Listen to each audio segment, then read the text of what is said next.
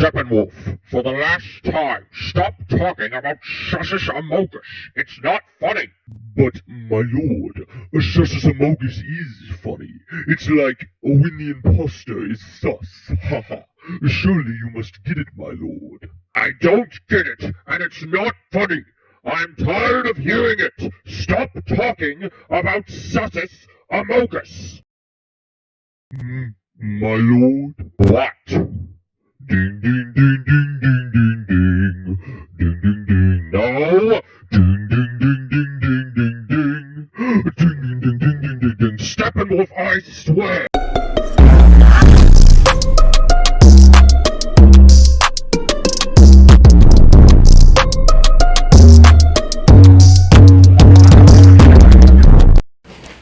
Fear!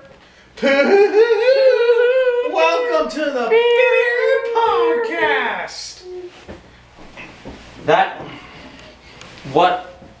That intro suggests that this is going to be a much more fun time than it is. This is not going to be a fun time. No. Why is Google Chrome just not opening on my computer? Why did I even boot it up?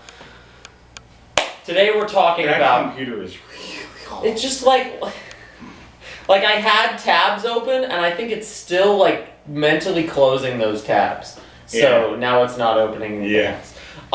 Can you tell that we don't want to talk about the Snyder movie, the Snyderverse? Before we entered the Snyderverse, now it's time for us to exit That's my the water. Snyder. Why did you just... It is? I think so. No, I think this is mine, because I got one from last night.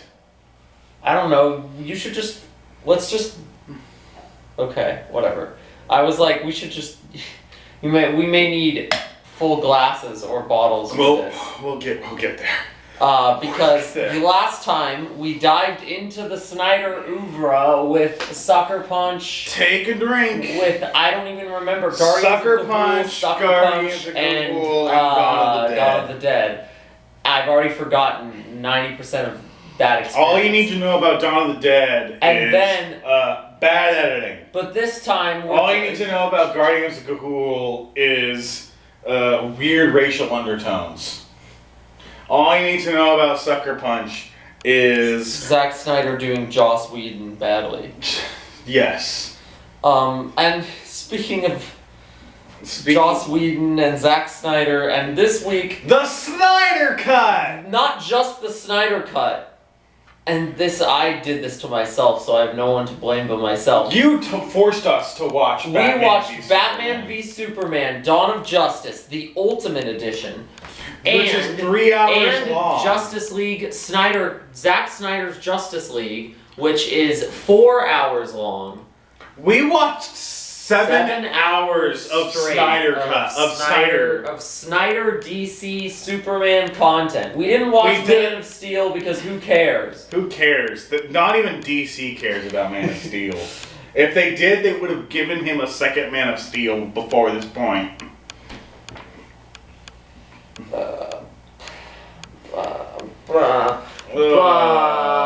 Okay. So I know it's been a while since the Snyder Cut came out, but I've been busy, and Kirk here made the unfortunate mistake of watching the Snyder Cut because I thought we were going to be doing this I thought we were going to be doing this where it's like we watch it piecemeal before the podcast, and then we talk about it when we get back together, like we did with Love, Death, and Robots. But so then he just watched this movie is not piecemeal. Because this movie is broken up into 6 parts. Justice League is broken up into 6 parts.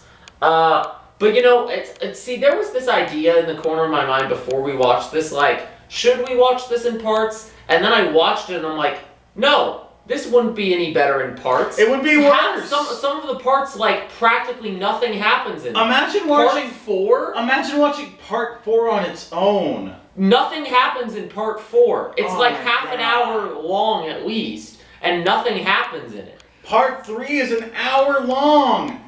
It's got so much exposition, and then the fight with Steppenwolf. Steppenwolf is... Part 5 is almost completely pointless too. The only parts that matter are 1, doing 6. That's That's my secret. That's my secret, Cap. It's all pointless. It's all pointless. So half of this movie is the last 2 parts. Yeah, so let's just dive in because why the hell not? Oh. Batman v Superman: Dawn of Justice is a 2016 American superhero film. It is a follow-up to Man of Steel and the second installment in the DCEU. I remember when Batman v Superman was coming out, and I thought it showed some promise. I thought the conflict seemed interesting. I even thought Jesse Eisenberg Lex Luthor seemed like a weird but potentially interesting take on Lex Luthor. And then the movie comes out, and I hear nothing but Martha, why do you say that name? I never watched it. Sorry.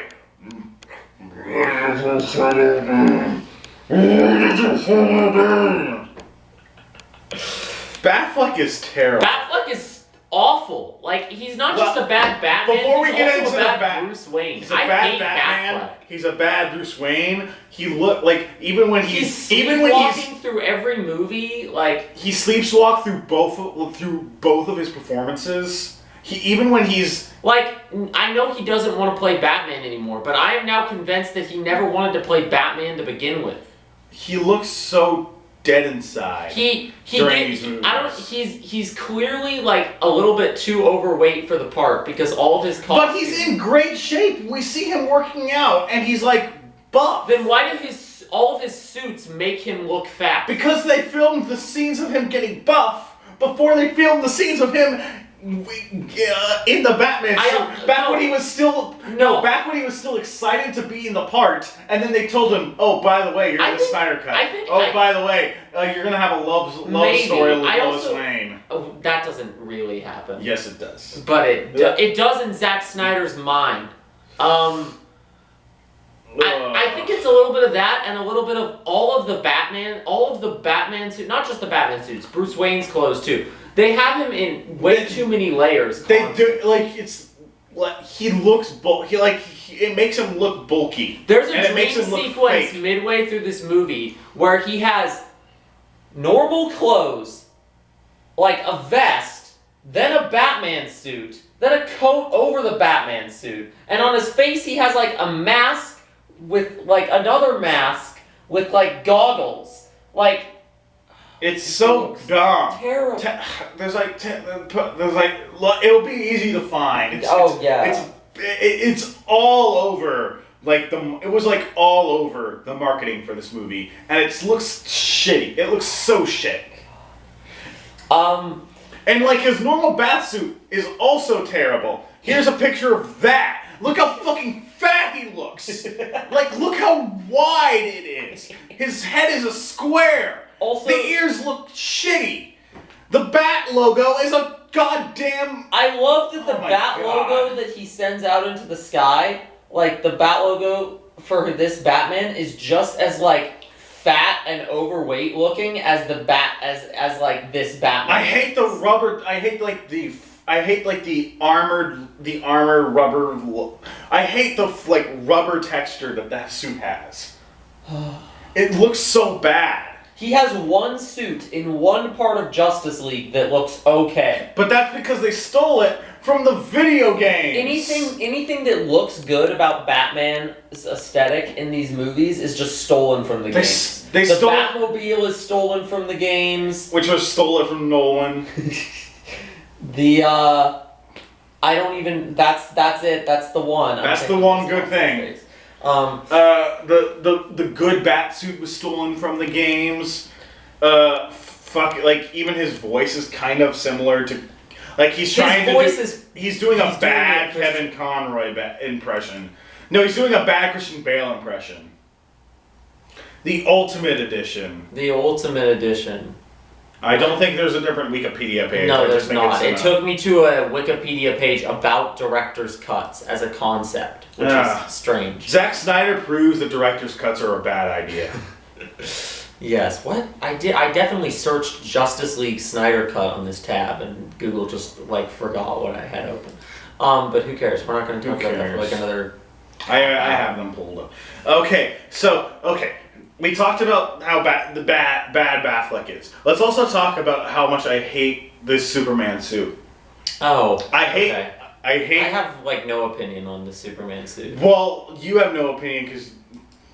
I don't know. I'm not a Superman... I'm not a Superman stan either. But even I can know when I'm seeing Superman get done dirty. Where is the red shorts? It looks like the red shorts have a purpose. I know they look kind of silly, but they're there to like create a boundary between his legs and his upper frame, so that you don't have to give his upper frame more of like a bulky look without needing to be overly bulky, because it creates that boundary line.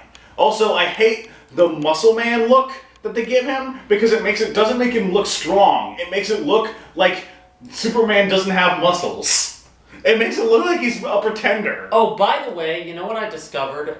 Chris Terrio. Chris Terrio, who wrote the Snyder Cut along with Zack Snyder, also wrote Rise of Skywalker. I just don't think this guy's a good writer. What else did he write? Batman v Superman. That can't be it. A Foreigner, based a movie called A Foreigner. Based on what? He directed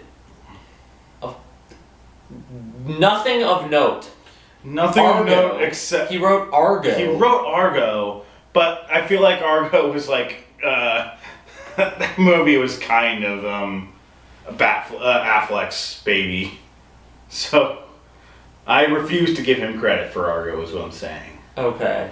I'm saying that there's only things of note aside from like Argo are the Snyderverse and Rise of Skywalker, which should really tell you everything you need to know. So Batman v Superman opens with It opens with like a fairly decent. No, actually no. First it opens with the that terrible like Bruce Wayne parent death scene that we've seen 8 million times. They know by this point it's done in the most melodramatic way possible.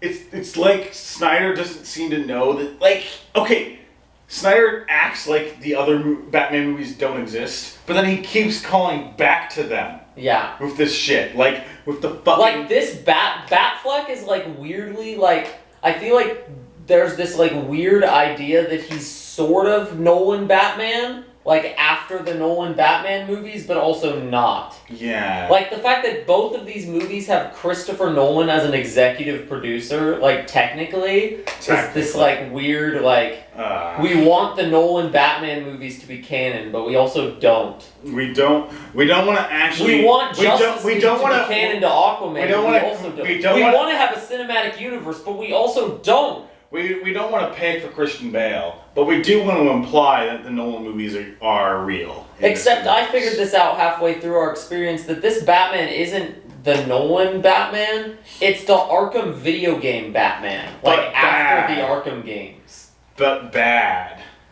This Batman loves to kill. This Batman sure does love to kill. He murders, there's like 3 scenes. He brands criminals for death. That is a major subplot of Batman v Superman. And it's like he can't plead it. And one of the major reasons Clark Kent is out to get him. Like, and it's not like ignorance where it's like, he knows this brands them for death and he does it anyway. And it's, oh my god. And like the big thing at the end is like, he could brand, after Lex the fight, Luthor. He could brand Lex Luthor, but he chooses not to. Okay, so so he'll gladly kill the sex trafficker who you're supposed to feel sympathetic for because he has a family. He'll gladly brand anybody else, but he won't brand the evil billionaire who literally killed Superman. I suppose this is as good a time as any to say how much Lex Luthor is. Oh my god! That is the one part of this movie that I thought I think you mean Joker Luthor. Yes, but that's the one part of this movie that everybody hated when it came out that I was like, everybody hates this, but I might enjoy this. Because I think the idea of like a skeevy tech bro Lex Luthor could work if he was played very schemy and very over the top. But Jesse Eisenberg plays him so freaking like quiet and weak. When was the scene that like you were still holding out hope for Jesse Eisenberg? Oh, I mean, and then one scene happened. Like a scene happened. Well, I realized it immediately. But the scene where he's like threatening the senator lady and says the stupid like peach iced tea piss line that ends up being important later somehow. And in that scene, he's like being weird and threatening her, and his voice is literally quieter than the soundtrack. I think that was the moment It's the scene where he's talking about how devils don't come from heaven. They don't come from hell. They come from above. Not heaven, because that would be too much for Snyder. No. Above. Except he explicitly references God a lot. Yeah. And talks about, like, the Son of God. And, like, talks about, like, how men need a symbol in their lives. This movie has so much mixed narrative messaging. Oh my god. Like, they make Superman into God. So anyway, beginning of the movie, Bruce Wayne death scene, melodramatic. Not Bruce Wayne death. They keep cutting back to kid Bruce Wayne, like, running away from his parents' funeral and falling into a pit where he's attacked by a swarm of bats. Developing a fear for them? What are you talking about, Wikipedia article? He's Batman. No, that makes no sense. If that's what Zack Snyder was implying, then I don't even... That only makes sense if you know the Nolan verse where that's a thing. Remember the scene where Bruce goes to his parents' crypt and he's like, there's like black blood dripping from the top, from the crypt, and then a parademon pops out of the crypt and it's a tease for Justice League? Remember when that If you're wondering what a parademon is... Fuck you. Mindless goon, yeah. The answer is fuck you. How long are we? But it's a thing that comic book fans would recognize, so we're gonna put it in. So, anyway, that after this Bruce scene, is that when they go to, like, Africa? No, it's the Metropolis being destroyed. Oh, yes. Which was a good scene, but then it's like, it ends so ham-fistedly. Metropolis being destroyed is a good scene, and that was one of the things in the, like, trailers where I'm like, oh, they're, like, addressing the complaints people had about Man of Steel. But it ultimately doesn't go anywhere. But then they just completely, like, sideline them by the end. Oh, yeah. Because they're like, no, it's not, you don't need to actually question the implications of Superman's actions. Because you just have to deal with the bad guy who's doing the bad thing. That's the problem, is the conflict between Batman and Superman is not just half-baked, it's contrived and non-existent. Yes. Like, their conflict is both based on really kind of, like, it's a lot of hypocrisy, and a lot of, like, both, they're trying to make neither character the good guy or the bad guy in this situation. It just makes them both look like toxic assholes. It's because neither of them can, like, admit wrongdoing or just say, I'm sorry, or I did a bad, oops. And, like, Batman has just openly stopped defending Gotham in favor of, like, hunting down Superman, because what happened in Metropolis was so catastrophic that he just is He's been Batman for 20 years. Yeah, he's been Batman for 20 years in this universe, but also somehow in the beginning... Superman is like, what, 20? I don't know. He's been Batman for like 20 years, but also simultaneously when Clark Kent is trying to report on him, he's talking about the Bat Vigilante, as if this is a new thing. It's not a new thing. But it's a new thing because he's never been this intense. Also, the timeline of him being Batman for 20 years doesn't even make that much sense. He doesn't look like okay, he's got like graying hair in parts. Well, okay, if he's that old, why is he still Batman? If his parents died in 1981 and this movie takes place in like 2015, then he's been being Batman since he was like 19 or something. Yeah. I'm convinced that as soon as his parents died, he would have had to become Batman. Yeah, within 10 years. Also, I'm convinced that this Batman, Alfred is the real, Alfred wears the pants in this Alfred is the Chad top, and Batman is his bottom bitch. Yeah. Alfred, Batman is not the world's greatest detective. This Batman is a fucking moron.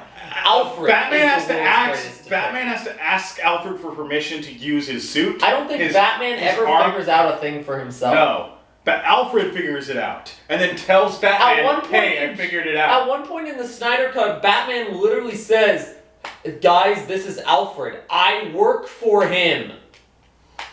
And remember that line? Yes. Also, Alfred's one of the only good characters. Well, of course he is. He's played by Jeremy Irons. Jeremy Irons knows how to make bad writing good, which is not true for Jesse Eisenberg, who did not know how to make his badly written Lex Luthor interesting. If Jeremy Irons had been playing Lex Luthor, he would have narked it out of the park. Jesse Eisenberg's Lex Luthor makes me the most disappointed of anything in this, just because it's come on, I know this is a shit script, but you can do better with this than what you're doing now. We can literally see characters doing better than the shit script allows them to.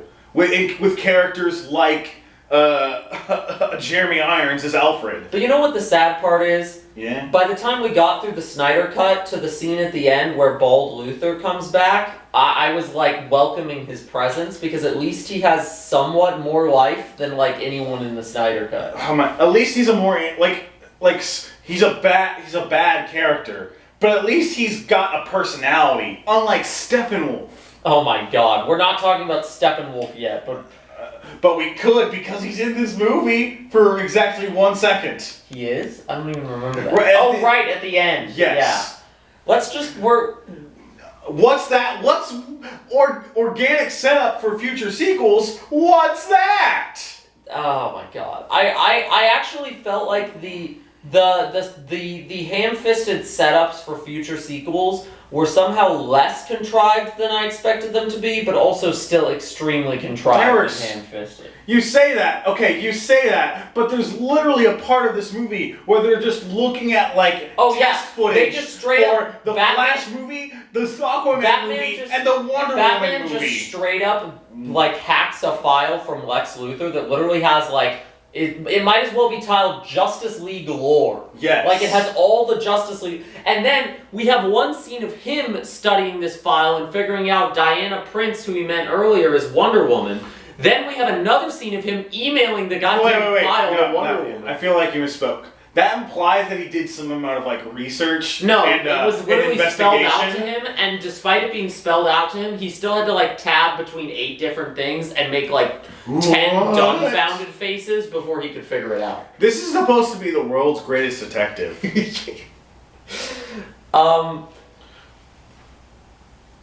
Lois Lane. Lois Lane. That's the next scene. That's the next scene in Africa. Lois Lane on Africa that is filmed as if there is literally a sandstorm going on that looks identical to the apocalyptic brown dream sequences that come later in the movie, but is taking place in reality. She meets with Jimmy Olsen. Oh, Jimmy Olsen. Who's actually a CIA plant. Who then dies. Who then gets killed by the terrorists they were meeting with within the first 10 minutes of the movie. And then the terrorist is this African warlord, and I think Superman realized that there's this weird coded. He realized the weird coded racial subtext there, so as soon as he could, he made it clear that the white people were actually the bad guys. When did he do that? When the white people betrayed the black people and started killing them. I don't. I just remember that this was they just used Jimmy Olsen in the weirdest way. Then Lois Lane gets saved. That'll happen 8 more times over the course of these movies. Lois Lane is the worst. Lois Lane is a sexy lamp. Oh, that's from I'm what? Lois Lane is actually a sexy lamp. And the worst part is that there's this weird underlying plot where Zack Snyder clearly wanted to make Lois. Lois is the key to all of this. Is literally is the key. Is literally a line that is said after Batman wakes up from a 5-minute long dream sequence and sees the Flash popping back from the future to say, Lois is the key to all this. Wait, I'm too soon, and then he leaves. It's so bad. And that was like 3 dream sequences in a row. And this is after the 5-minute dream sequence where Batman breaks into some armored 5 minutes. That's true. It was more like 10 minutes. There was a point where the dream sequence cut to black, and I'm like, oh, okay, it's over now. And then we cut back to still in dream brown, and I'm like, what? None of this matters. Why are all we of here? This is like bad setup. It's not bad setup for the Snyder Cut. It's bad setup for like Justice League after 5. the Snyder Cut. Oh my god. Imagine if like the sequences in like Age of Ultron where Iron Man has a vision of like Ultron or Thanos or whatever, like the little teases they do in those movies. Imagine if those were like 10-minute scenes. Yes. Of like random fights happening. And then for some fucking reason they show this is also the scene where Batman wears the terrible like coat, like it's so bad outfit.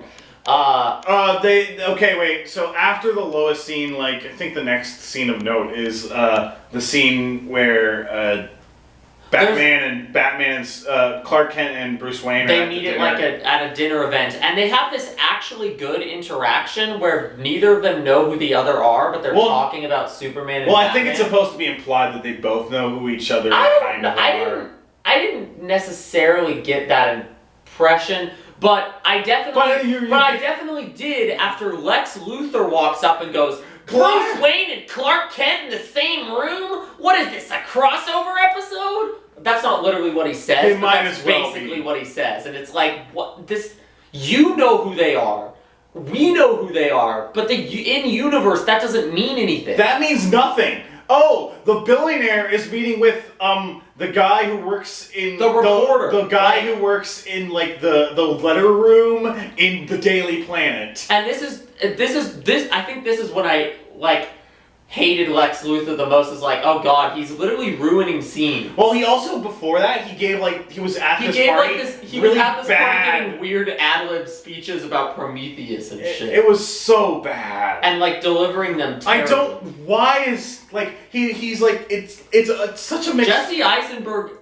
It's such a mixed metaphor because it's like he's using the Prometheus myth, but then he's also talking about like God, capital G, as if like the Christian God. I know Jesse Eisenberg is like very good in specific kind of roles, but this is what made me realize that it's like, if he doesn't have a good director, he can't like play outside of those roles. And spoilers, Zack Snyder is not a good director. This is also when Bruce Wayne meets Wonder Woman and they have like weird flirtatious interactions. It reminds me of when they first introduced Black Widow to the MCU the weird like flirtatious interactions there. It's not great. Yes, the two characters that are like very similar to each other, Black Widow and Wonder Woman. Is she with you? I thought she was with you! Oh god damn it, I forgot they say that at the end of the movie. That scene, I want to stick on that Joker scene for a sec. Joker scene. That Lex Luthor scene for a sec. Because it's so emblematic of this movie, of the faults of this movie. Like, the dialogue between Bruce and Clark is raising some valid points about the hypocrisies of each other. But none of those points mean anything. Because then Luthor comes in and is like, hey, whoa! He basically says, I'm the real bad guy. You're gonna fight me later in the movie. I'm gonna be the reason you guys are fighting each other. So you don't have to worry about rooting for one guy or the other, because they're both actually the good guy. To Bruce, like, my team's always up to no good, or something, and like winks at him. He's literally saying, like, I am the bad guy. Like, this does not matter. Here's a dynamic that's somewhat subtle and interesting. Here's a like steamroller of non-subtlety and ham-fisted I'm the bad guy contrivance rolling in and ruining it. And that's going to be just the whole movie. That's the whole movie, and from this point on, it like like, I think that, at least for me, like, before that diner scene, like, the movie could have been good, and then the dinner scene happened, and I'm like, there is no saving this pile I see of shit. where this is going. I don't like it. Yeah, it's like, there's no saving this pile of shit anymore. And then, like, he just keeps getting worse, because then he has, like, this weird Jolly Luthor's Roger. plan is nonsense. So, do you want to talk about Lex Luthor's plan? Alright, you want to talk about Lex Luthor's plan? I got us some water so we can drink after we talk about it. I forgot we played a drinking game for this. Yes, we got very It's the same drinking game from the last video. Maybe I'll just throw in a clip of you reading all the... Yeah. A drink for slow-mo, drink for, like, no colors, so basically a little drink at the beginning of every scene. Yes. No, that's actually what happened. Every time we started a new scene in the Snyder Cut, I said, take a drink. I realized this when we were watching Justice League, that you being, like, colorblind makes the muted color palette of Zack Snyder movies, like, even more I thought Wonder Woman's skin was gray.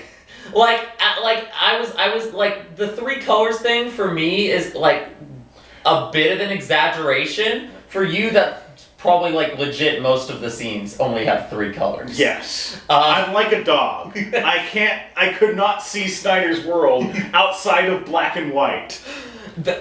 Well, maybe we should have watched Zack Snyder's Justice League. Justice is Gray, the black and white version that exists. Okay, anyway, so Lex Luthor's god-awful plan. First off, like, I don't even understand or know his motivation. It's like, okay, is he like a war profiteer? Does he hate Superman? Does he hate the concept of gods, and he thinks Superman is a god? He seems to hate the concept of gods and Superman, but he also created Doomsday by reviving General Zod, so Doomsday can... He seems like he just wants chaos, which is the Joker's character, not Lex Luthor. Yes. Also, like, he's not... It's like the most... It's not chaos in the sense that, like, oh... I want to like destroy the structures of society and bring us back to that sense of chaos. It's like, no, I want chaos because I'm bullshit. Yeah. I want chaos because I'm the most like poorly written villain in history.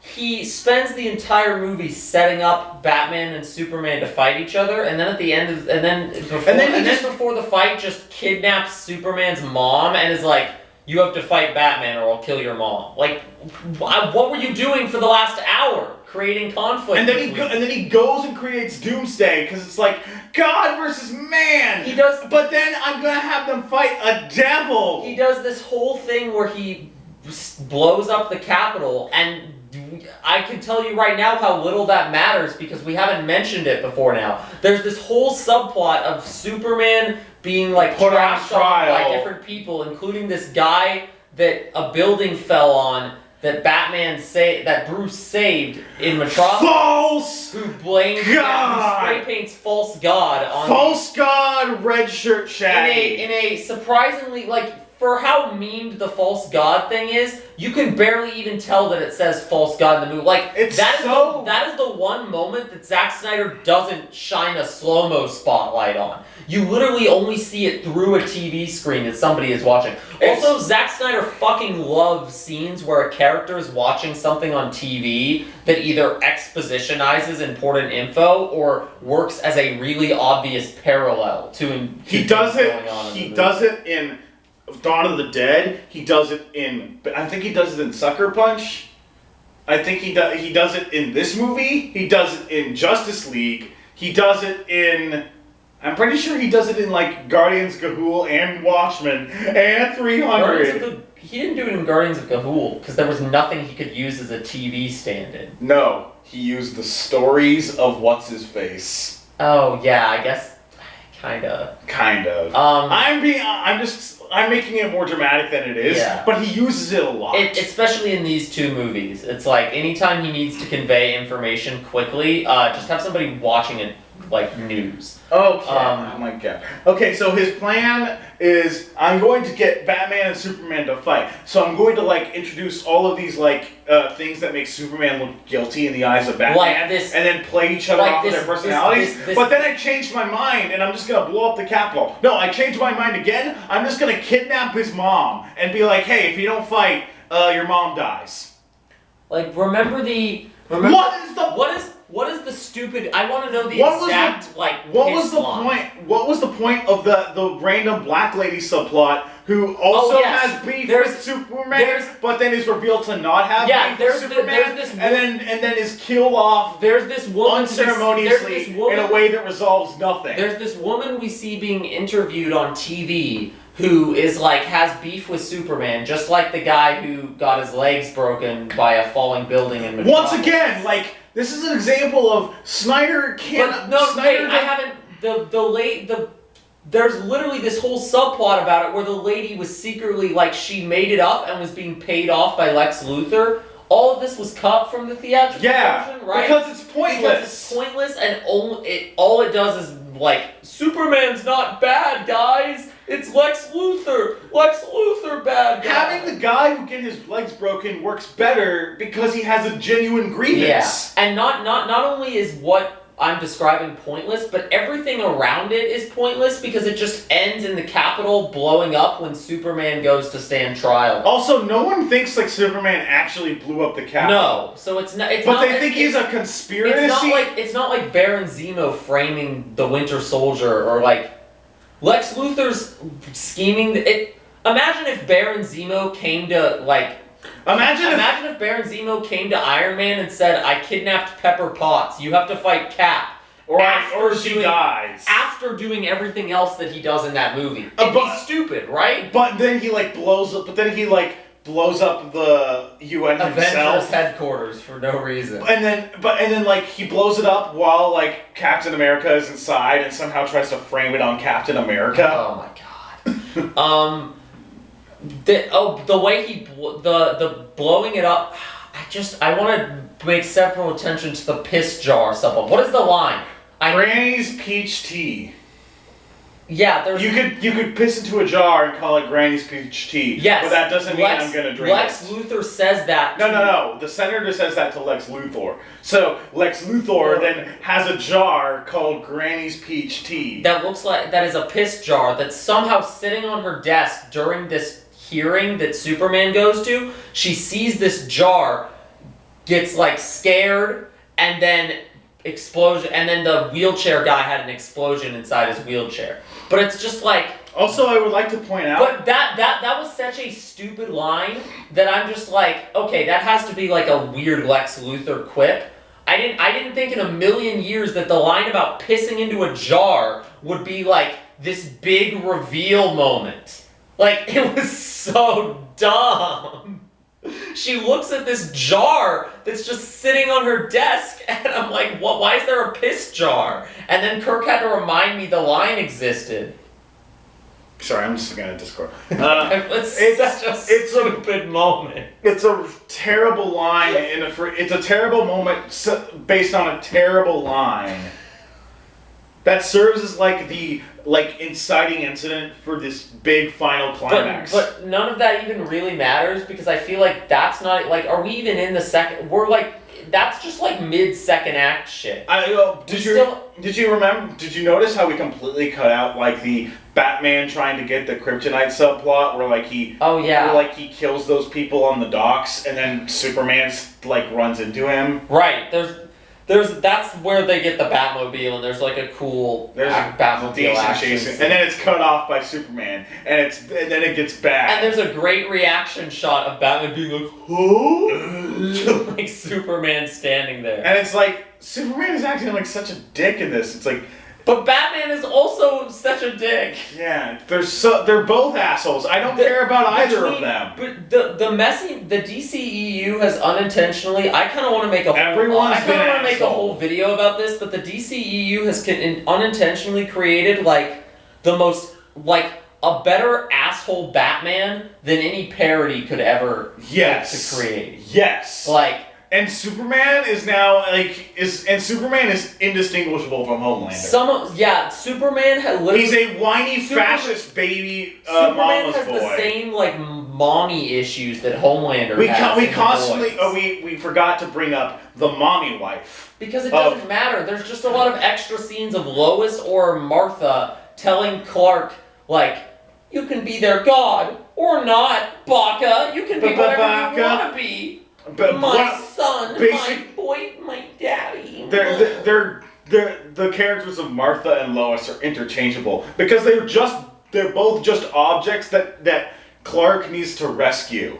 Yeah, and they literally both get kidnapped by Lex Luthor before the big fight. Which, good lord, we're 40 minutes into this video and we haven't even gotten to the Superman fight yet. Okay, let's get to the big Superman. So Batman puts on his stupid, god-awful, metal armor.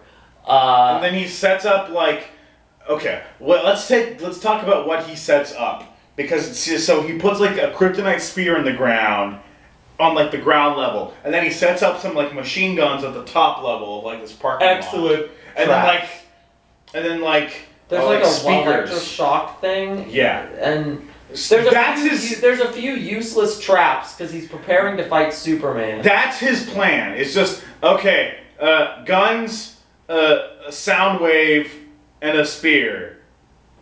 Yeah. We'll talk about how bad the fight is when we get to it. We're almost there. But then, Lois, first Martha gets kidnapped by Lex's men, and then Martha. And then Lois. Gets kidnapped by Lex's men, and she's like, "I figured it out. It was you all along, Lex." They try to give Lois a subplot where she's figuring it out, guess how much Lex is doing. Guess how much that matters. Not at all, because Lex isn't brought to trial or anything in this movie. Yeah, he's just arrested off screen for in a way that she didn't even have anything to do with. No, yeah. Also Lex Luthor is the whole point of a mastermind in the shadows is that they don't come out of the shadows. Lex Luthor literally just comes out of the shadows at the end. He was yeah, it was me. And he's yeah, it's me. I kidnapped your mom. Go fight Batman. Yeah. Why not make it Batman kidnapped Martha? He figured out who his mom is and is holding him hostage. But then he would find out her name is Martha and be like, why did I do this? I have to let you go. Because this Batman is a band. No, I mean don't actually make Batman kidnap Martha. I mean imply that Batman kidnapped Martha. Yeah. And it's like Lex Luthor. He leaves a batarang, and it's come to the docks if you want your mother back. Instead, he just pushes Lois Lane off a building to bait Superman there. And then he tells somehow Superman knows exactly where Lois Lane is at any given moment. And then he's like, and your mother will die in 1 hour unless you fight Batman. The god kneels before the man! The god kneels before the man! His writing is worse than Monokuma. Oh, definitely. So then Superman goes to fight Batman because there's no better solution than that. What? Talking to people?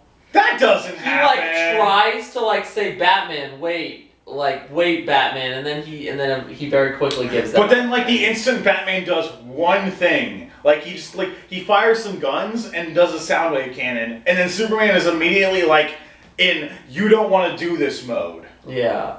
And then they're fighting and then he hits and then Batman uses kryptonite gas grenades to weaken Superman. The fight is stupid because the metal armor doesn't really do anything. He still gets punched around. Yes. It's literally just either Superman is strong and he can punch Batman around effortlessly, or Superman is weak and Batman can punch him. And it's there is no tactics to this fight. It's just punching. It's punching and flying through walls. It's just two beefy boys punching each other. For movies that at the very least tend to have decent action scenes, it's shocking how bad the Batman-Superman fight Even is. Batman has a better... Batman has, like, grappling hooks and stuff, and he just uses them to, like, run away. He has a better Batman scene later in the movie. Yeah, he literally has a better fight scene, like, 10 minutes later. I get the reference. It's a cute reference to The Dark Knight Returns. Though there's only one problem. One, that comic is good, and two, like, they set up why the fight is happening this way, and three, it has not aged well, and nobody likes Frank Miller anymore. Zack. By the way, Frank Miller is like famous like Batman author from like the 80s, also a massive piece of shit, massive racist piece of shit. Anyway, but that's another story. Anyway, it's Lois Lane is the key. I'm looking at the Wikipedia article on my screen, and Lois is the key. And I see, yeah. They have a bad fight. It ends with Batman coming out on top. He drags Superman to like. It looks like a cross or something. Like it's a bunch of crosses or something. No, there's cross imagery everywhere. And then he like takes out the kryptonite spear. He planted this like this was a big like pointed plant, and he uses it. He doesn't even fucking use it in the fight. And he's like, "You're not a god. You're not even a man." We didn't even mention. Do you bleed? You will. It's such a bad, like it's made Which was worse. Earlier, and it's made worse because like it's not even him saying it. He has like a vocal, like his voice is being modulated. Oh, they use a voice modulator on Batman half the time because they have him in so much like layers of shit that you wouldn't be able to hear him if they didn't. Yeah, because I'm sure Batfleck could do that low growling noise, but like not underneath all of those layers. So then Batman's about to kill Superman, and then of course this is the famous meme moment. Save Martha! Why did you say that name? Why did you say that name? It's amazing how like coming back to it after all this time, it is still as bad as it was when it first happened. Stupid. It makes Batman the emotional man-child parody of Batman that everyone jokes that Batman is.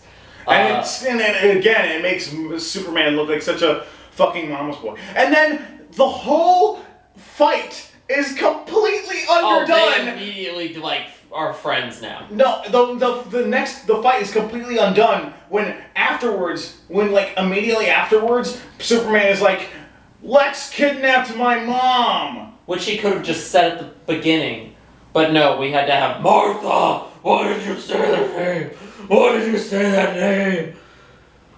Yeah. So then Luthor creates Doomsday. And now we have the real third act of the movie. Because the movie called Batman v Superman isn't actually about Batman v Superman. No, it was all just a setup for the fight against Doomsday. Who is Doomsday, aka generic CGI ogre monster who throws cross-shaped pieces of buildings at helicopters, King Kong style. Yeah, aka... we also drank for religious references, which was, another common one. There were so many bad religious references in this. There weren't as many in just Snyder Cut, the Snyder Cut. Surprisingly. But, okay. Because the Snyder Cut was less about Superman. Yeah. The Snyder Cut's like about Superman at the very beginning, and then not about Superman for another 2 hours. 3 hours. When does part 5 start? Because once part 5 starts, it starts at like Superman again. It just starts at like the 2 hour mark. Yeah. Or like the 2 hour 30 minutes or something like that. It's a long time. It's a long movie. I feel like, so, for reference, I'm jumping ahead a little bit, but Snyder Cut, I feel like there are 6 parts. I feel like part 5, and maybe part 4 are the second act of a normal movie. Part 6 is the third act, and parts 1 through 3 are the incredibly stretched out 2 hour first act of a movie. Yes. That's why these parts that's why I can't imagine these parts would work any better as like episodes of a miniseries. on their own. It's because they have no... Parts 1 and 2 are just a bunch of, like, setup and, like, introducing characters that don't interact. Part 3 is where the characters actually interact for the first time. But it's like almost an hour long, and there's only one fight scene, and it's not very good. And then Part 4 is completely useless. We'll get to that. We'll get to that. Okay, so the fight with Doomsday. Superman is fighting Doomsday on his own because Batman has to go rescue his mommy. And Superman flies... To be fair, the Batman fight was pretty good. The Batman fight to rescue Martha was good. Unfortunately, it's let down by this moment at the end where he's like, he blows up a guy. He's killing everyone. He kills everyone in the scene. But he especially kills that one guy. They put special attention on him, like, stabbing a dude. Like, yes. And killing him. It's not great. But if you put aside the idea that Batman doesn't kill and just pretend that he does kill, that action scene is good. The defining thing about his character. Right.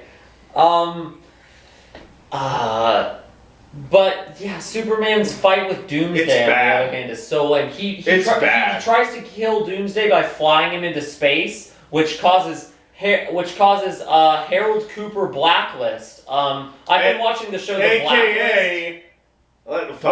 No. AKA, do you want to just say it? It's not a big reveal. AKA in the movie Motion Manhunter in Snyder Cut. Who is that? Who is that, you might be asking? Fuck you! So I've been watching The Blacklist lately, the TV show, and the guy in this movie, he's like a government... Just look, I think we're fine. Yeah. He's like a government agent that, like, helps... He's involved in Lois's subplot, but he is literally he gives her, like, intel, but he is literally playing the exact same character that he does in the TV show The Blacklist, which is so funny to me. It would have been funnier if the reveal was that he was the character from The Blacklist.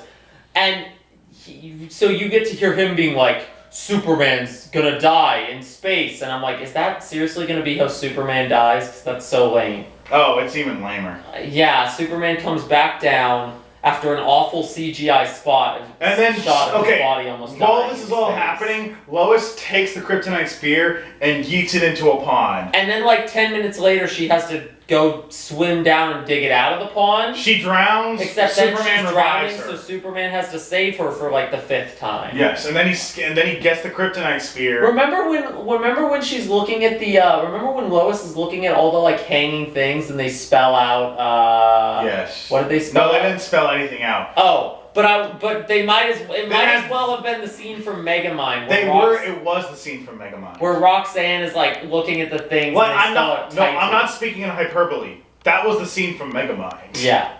There's also when Lex Luthor has Lois on top of the building, he's this close to saying, there is no Tooth Bunny, there is no Easter Fairy, and there is no Queen of England. Like, Tooth Bunny, Easter Fairy? Holy... What did I just say? I didn't want to point it out because I thought you were doing it intentionally.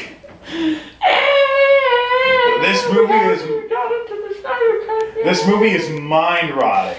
Okay, so then... This is cape shit. This is absolute cape shit. There is anyone has nothing to say. It's just cape shit. Anyone who calls superhero movies cape shit... This is what they're referring to. This is just... The Snyder Cut is cape shit at its, like, peak. Absolutely. Just 4 hours of, like... And Batman v Superman is very cape shit as well. Yes. Especially the third act. When Batman saves Martha, doesn't he say, like, I'm a friend of your son's, even though they were fighting like 10 minutes ago? And then she says, I figured, the cape. The cape shit. Damn, the cape shit. The cape shit. It's all... That's my secret, Cap. It's all cape shit. It's all cape shit. Duperman! Duperman killed Doomsday with kryptonite spear and died. Do we even want to... we could probably cut Wonder Woman. We barely even mentioned Wonder Woman. Oh yeah, Wonder Woman... Well, Wonder Woman shows up to help. No, I'm saying, like, do we even want to mention her? Because she's such a non-factor in this movie. I just think... You might as well not even bring her up. I just think it's weird that Wonder Woman is Wonder Woman does better at fighting Doomsday than Superman does. Even though in the next movie, there's a scene where Superman can single-handedly kick not just Wonder Woman's ass, but all of the Justice League's ass. Where was that power when he was fighting Doomsday? They make him so powerful that there's no way he should have to die here. No. But he dies because they wanted a Death of Superman arc. Yes. And it's just as bad as it was in the comics. Where he dies in the most contrived way, and comes back in the most contrived way. He dies, and there is literally like 20 minutes of the movie, and this is because we were watching the Ultimate Edition, which has an extra half hour. There's like 20 minutes of movie left where we get an Amazing Grace bagpipes funeral. We get 2 different funerals for both Superman and Clark Kent. I don't know who they buried. Yeah. I don't know who they buried where. We get some useless conversations between like Lois and...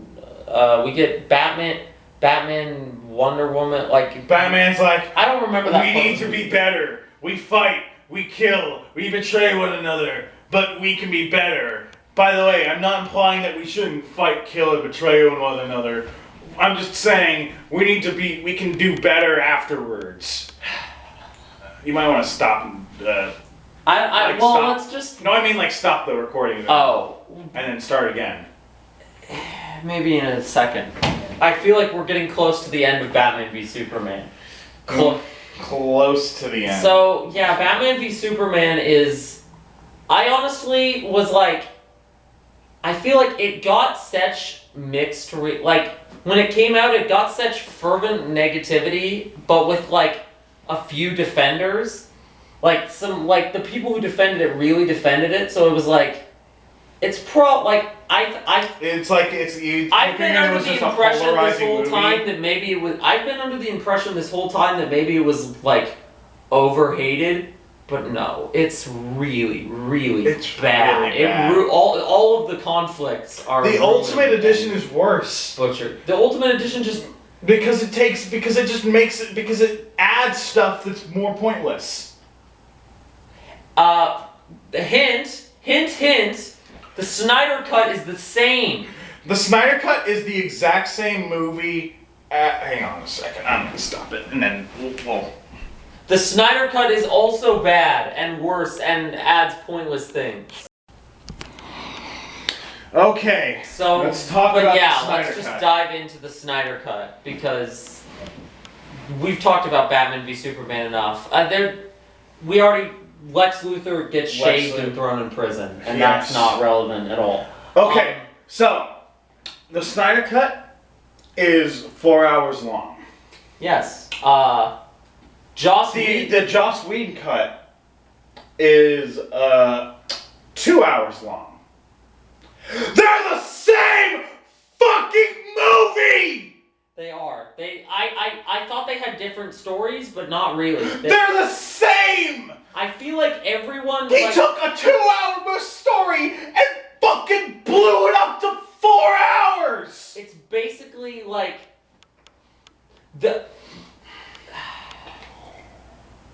It's just it's better because it's more coherent. It's clear that this was what the director intended.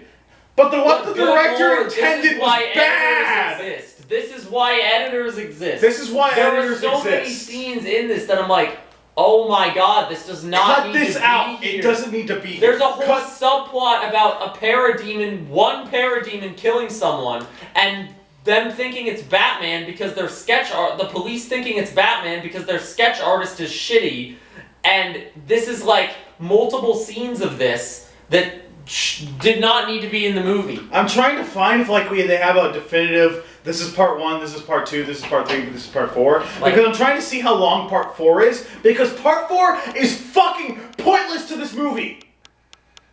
Part 4 is actually pointless. No, literally nothing happens in Here's what happens in part 4. They after they get their asses kicked by Steppenwolf in part 3, they have a talk about what they need to do next, and their plan is to revive Superman. They spend like 20 to 30 minutes talking about how they're going to revive Superman. And then Steppenwolf is talking about how Earth is the secret of the anti-life equation. Something that doesn't matter because he was already on Earth to look for the mother boxes. Like, there was no... Okay, if all the things he's saying about anti-life or mother boxes or Steppenwolf sound like nonsense... It's because it is! It is all nonsense. Steppenwolf is literally like a discount villain that got exiled from the main villain's place for being too shitty at his job, and he reports back to another villain who looks nearly identical to the big bad. Yeah. But is also somehow a different character than the big... He's like Ebony Maw. There's Steppenwolf, who reports to Darkseid, who reports to Darkseid. And who is the villain of this movie? Steppenwolf. I thought for sure that one of the Snyder Cut things of this movie was that the actual villain would be Darkseid. No, because... But no. Well, we spend 4 hours dealing with Steppenwolf. I knew for a fact... The 3rd level down villain. I knew for a fact that it was never going to be Darkseid, because Darkseid is like Superman's big bad, like the ultimate big bad of Superman. He's from this like planet called Apocalypse, where he's basically the god. In this movie, he's lame Thanos. Oh my god. He's such lame Thanos. He gets defeated by the Capitol rioters. There's a flashback scene in which we see like the ancient armies fighting them the last time they came to Earth, and Darkseid literally gets a mortal wound impaled with an axe in the shoulder by some random dude who looks like the Capitol rioter. And then he runs away like a little bitch. The barbarian. This is supposed to be the guy. Darkseid runs away like a little bit. This is supposed to be the guy who our main villain for this movie reports back to. He's supposed to be the Thanos level threat, big bad, who's gonna show up 5 movies down the line to kick the Justice League's ass, and he's a fucking jobber. We were saying this in it, but it would have made so much more sense if Steppenwolf led that ancient invasion and failed miserably. And that's why he's exiled. But they never even really explain why he's exiled. No. Please let me come back. There's a great scene where Steppenwolf is meeting with Darkseid. I think it was actually Darkseid in the scene, not Darkseid. When the Darkseid finally shows up, and they literally have the same voice pitch, deep voice. I couldn't tell their voices apart. They had the exact same voice. Oh my god. So, let's drink this. Okay, let's do this. Part 0. The preamble at the start of the film. Superman dies again. His scream is heard throughout the world. This is so bad. Ancient lamentation music plays. There's like this sad like woman singing song that is used so much in the first 2 parts, but by the end of the movie essentially becomes Wonder Woman's theme. Her second Wonder Woman's theme. second theme, because she has 2. Also, neither bad. Also, neither of these are the themes that they actually use in the Wonder Woman movie. They're just like, one of them is the theme that they use for her in Batman v Superman, and then in this movie they also.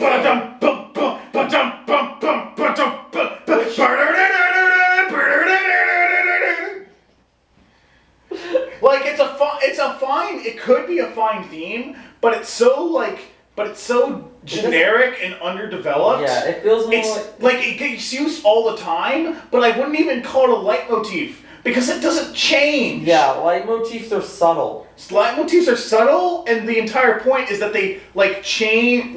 They're meant to represent the character, and they change as the character changes based on the context of the movie or the scene. Like the Star Wars theme is a leitmotif, but it changes as the movies play, you know? Mm-hmm. Sometimes it's slow and subtle, sometimes it's loud and bombastic, sometimes it's kind of underplayed, but it changes. This doesn't fucking change! So, it plays, oh my god. Part 1 is called Don't Count on It, Batman, a title that only makes sense for that section in the first scene which is, well, not the first scene. The first scene is Superman death. Yeah. But it leads into Batman trying to recruit Aquaman and Aquaman saying no. Which I guess makes sense for that title. Oh, but then you forgot the best part of that scene where he takes off his sweater to go into the water, and then the women start fucking Icelandic singing. Women chant for some goddamn like reason. 2 minutes. Also, like this was also before the scene. Batman was like, "I want to talk to the guy, to the man of the ocean," and the guys were like, "We're not some superstitious fishmongers who will take whatever money you want to give us and then like 5 seconds later, he gives them money and they tell him. He gives them money, and then 5 seconds after that, their women are literally singing like a fucking lamentation song because the guy is going in the ocean. That scene was, you know, like the best of this movie, which I can say is that it's just kind of like generic, bland superhero movie. Not really, because I would feel like the best parts of this movie are when it's taking itself so seriously that it doesn't realize how stupid it is. Fun. No, not... There's 3 kinds of scenes in this movie. The boring, painfully long ones. I lost my train of thought, so we're going to talk about we're going to talk about what I was talking about before. Part 1, Don't Count on It, Batman, in which this scene with Batman and Aquaman is like the only scene featuring Batman. And the next scene we get of Batman trying to recruit someone doesn't come until part 2. So why did they call part 1 Don't Count on It, Batman? These parts were a half-assed attempt to make a 4-hour movie. Part 1 is basically just the Aquaman scene and then like a bit of and Steppenwolf showing up in Amazon Island. That scene goes on for so long. That's a really long encounter. And all it is just the Amazons try to keep the box away from Steppenwolf. Oh yes, Steppenwolf is we didn't mention Steppenwolf is trying to connect these boxes that are basically just like Infinity Stones if they were like nothing but generic MacGuffins, didn't have any unique powers, and were lame. It's amazing. Thousands of years ago, Darkseid and his parademons attempted to conquer Earth using the Mother Box. That's what these boxes are called. After learning that Earth harbored the anti-life equation. I thought they didn't learn that Earth had the anti-life equation until like halfway through the movie. The attempt was foiled by a unified alliance of old gods, Amazons, Atlanteans, humanity, and a Green Lantern. Yeah, there's just a random Green Lantern in that scene. But apparently, one Green Lantern is enough to fucking turn the entire tide of battle. After the battle, the boxes were hidden in different locations. Fuck this. Fuck this. We'll get to it later in part 2 when we talk about it. Yeah. So part 1. That Aquaman scene. Superman's death triggers the box. Oh yeah, Superman's scream when he dies triggers the boxes. That's stupid. To reactivate it. It's so stupid. And that's why Steppenwolf could smell them. I smell the mother box on you. Steppenwolf is. He can smell the mother boxes from underneath the water. Steppenwolf wishes he was a Mogadarian. He wishes he was a Mogadarian. God, this movie would be so much better if it starred the Mogadarians. They're just sniffing around for mother boxes. I smell mother boxes. And then they report to their boss, Matthew Mogfaden. Yes. Matthew Mogfaden. Oh my god. Oh god, we were denied the good cut of this movie where Matthew McFadden is a Mogadorian hunting for the mother boxes.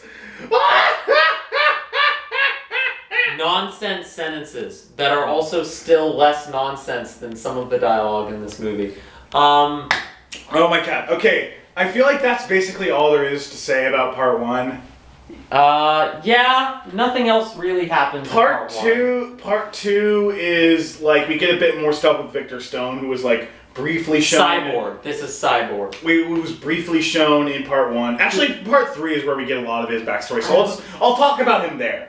Part 2 is more about the Flash and Wonder Woman and Batman. Remember, he watched this twice, so he. And Wonder Woman and Batman learning that Darkseid. Part 2 is where Batman recruits the Flash. That's where we find out about the war with Darkseid 1,000 years ago. Yeah. Also, there's a scene where the Flash is introduced in this movie where he saves Iris West, who we never see again, so it's just we like, don't even know. Like we're she doesn't get a name. We're 100% certain it's Iris West, but that's only because we have to assume. Well, why the fuck would they be putting all this time in this random lady that Barry saves? They do it like Quicksilver slow motion scene style. Like, this is clearly a comedic scene, but the music they're playing over it is the most like melodramatic, like serious music. We thought our gods That's a different part of the movie. give us, but they lied. That's a different part of the movie, but that it might as well be what they play over here. It's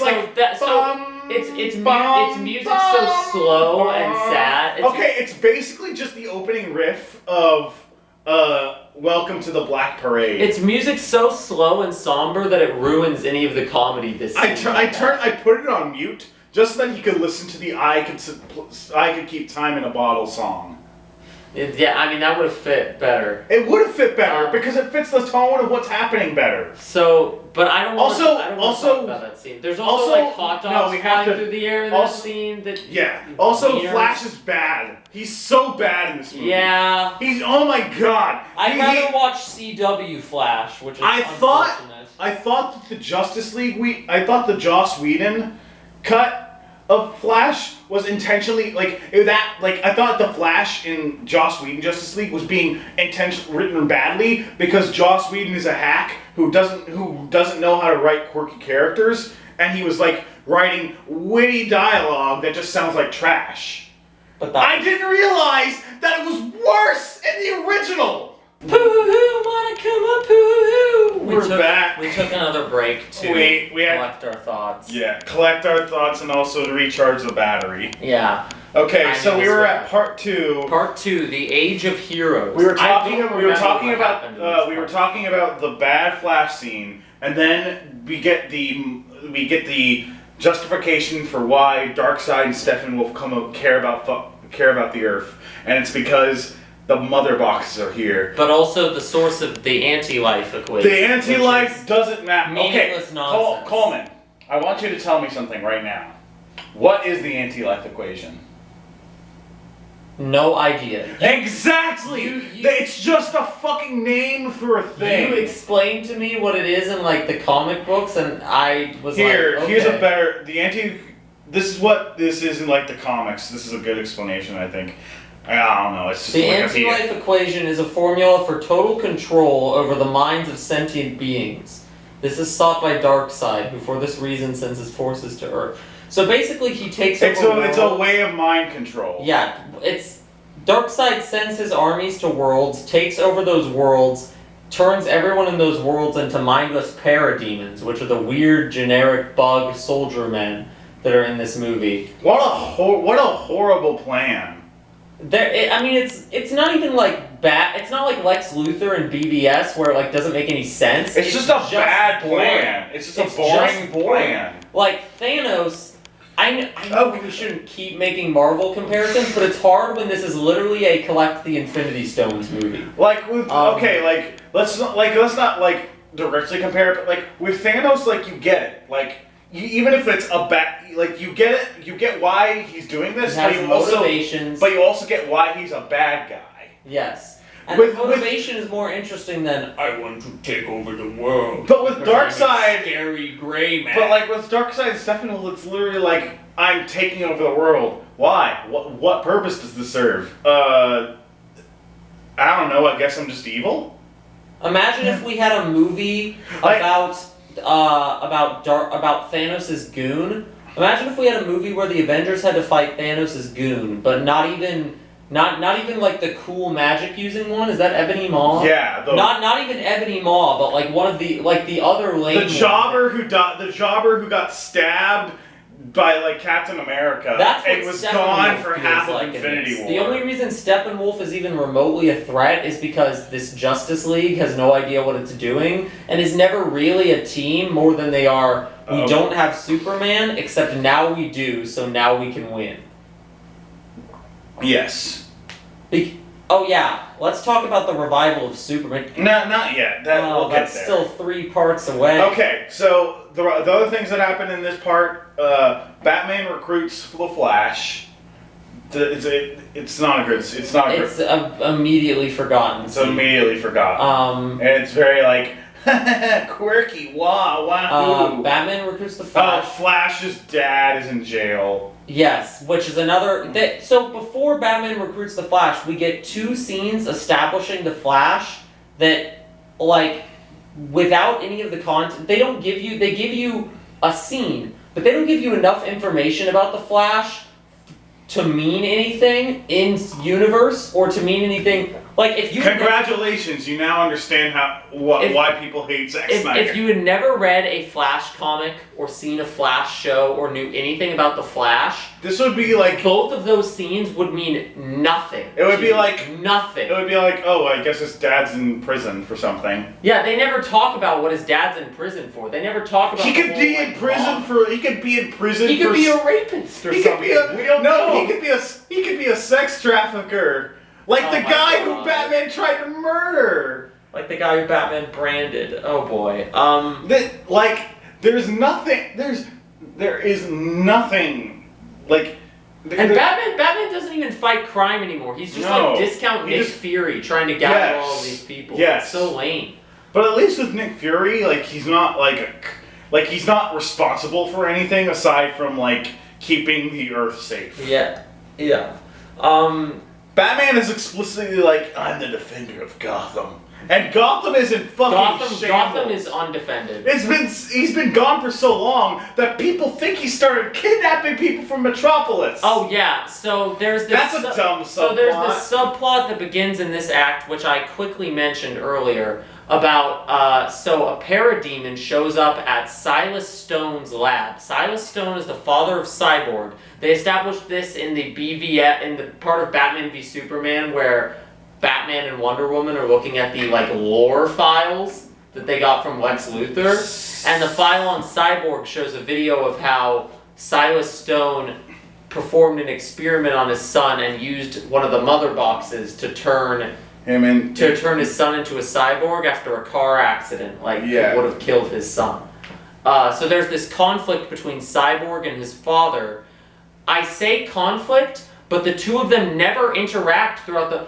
The only time they interact is like the only time they ever interact with each other is at the very beginning, where Cyborg is like, I don't want to talk with you because I think you're a monster. Because you created me and I'm a monster. That's the conflict, which could be interesting, and I understand why the Okay, let's get to part 3. No, because that's where that really comes to a head. Because I want to talk.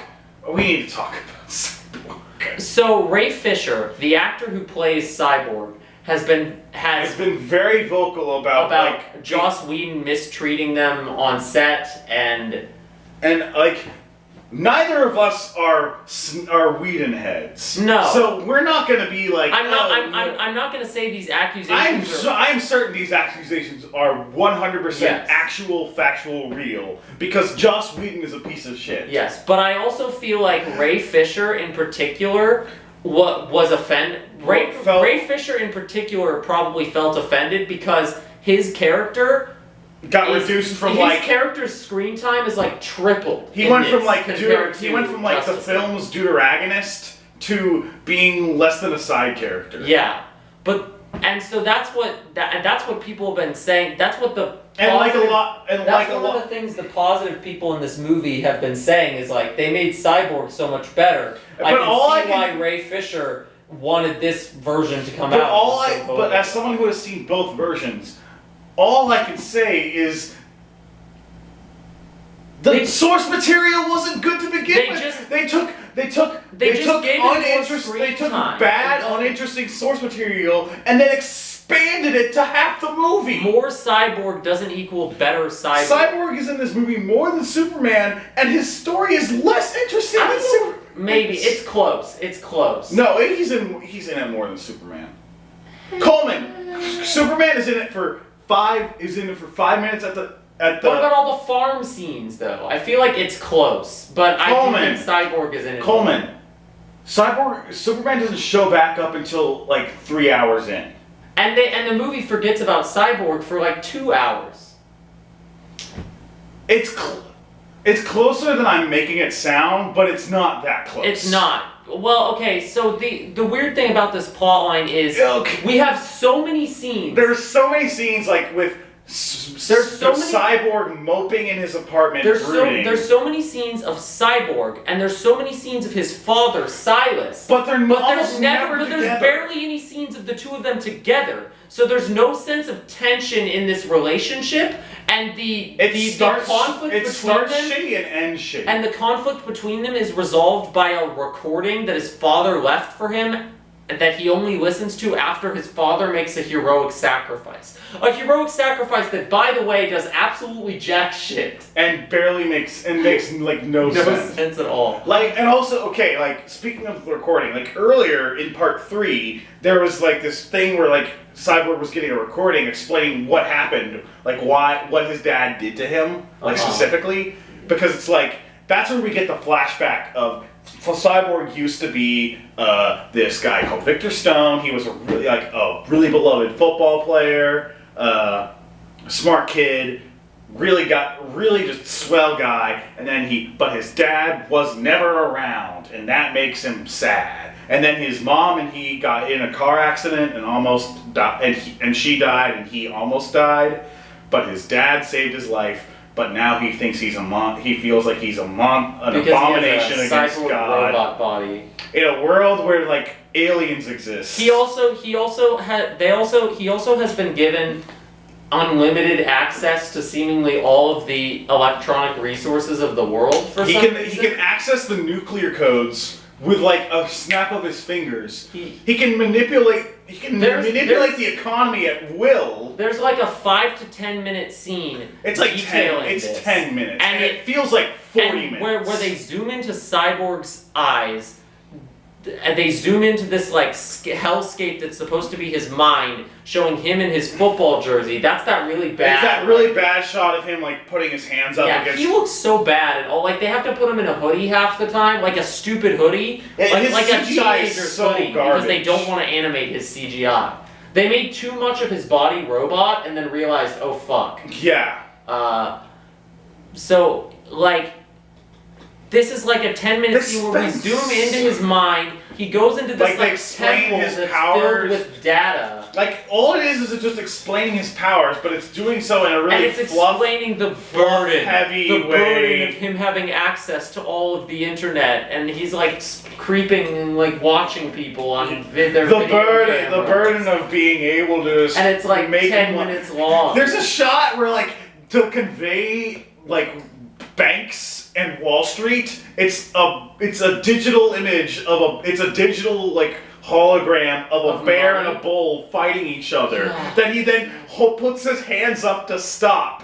And then there's a digital image of money to represent a person's bank account. He makes the digital image bigger to give some sad lady at an ATM. It's so on the nose. It doesn't even it's the most I think, was this the scene where I was saying that anyone would have said cut this, or was that a different scene? I think you were saying that about this. Because it was just the most what is going on here? It keeps going on and on about how special and cool and special Cyborg is, and it's like, this feels like fanfic. And I'm just gonna tell you right now that none of these things that it's established Cyborg has access to matter at all. No, because he doesn't use any of these skills. He doesn't use his vast resources it makes him feel to find anyone. Like he feels like a fucking OC.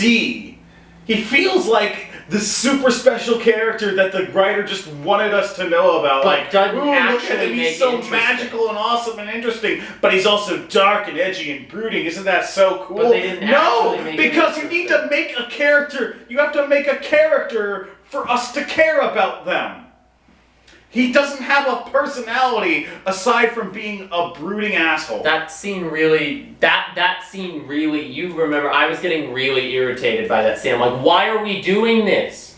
It's also worse because, like, it's as goofy as the Flash scene, but But it's actually trying to say something, and it just ends up being irritating as shit. Yes. Beloved mother, beloved son. That's the name of the part. I don't even. What is that supposed to? Who is the mother and who is the son? I think it's. Is it Cyborg and his dead mommy? Yeah. Or is it Superman and his dead? And is it dead Superman and his mommy? Or sorry, his mommy wife. I think it was this act where they had a random 5-second scene of Lois mourning, and then I was like, okay, that's gonna come back in an hour. Yeah. This is the flabbiest part. Because there's just so much fucking padding. Well, you say that, but part 4 is that.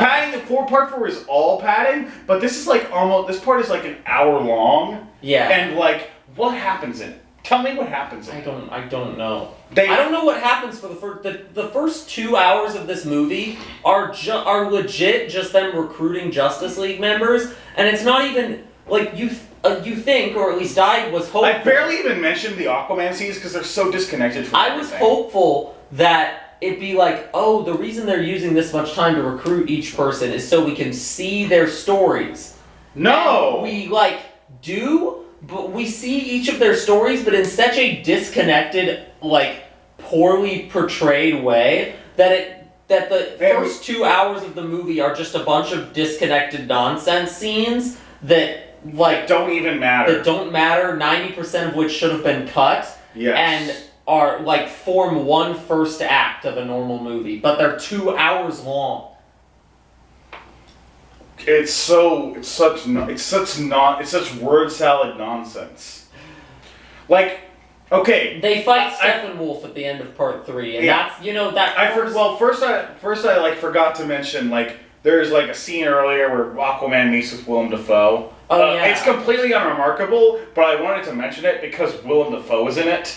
Did you spill your beans? Oh, I just spilled your beans. Yeah. Oh yeah. Because Steppenwolf. And then Steppenwolf gets Steppenwolf shows up in Atlantis to steal the second mother box from the Atlanteans, and I love that the first 2 Steppenwolf fights. We have the same scene with Aquaman back to back, where it's he meets someone from his underwater race, and they're hey. You need to step up and to take the crown, and he's I don't want it. And then we'll have that same scene again, but an entire movie when Aquaman comes out, or Aquaman's out. But in the narrative of when these movies came out, that's what was.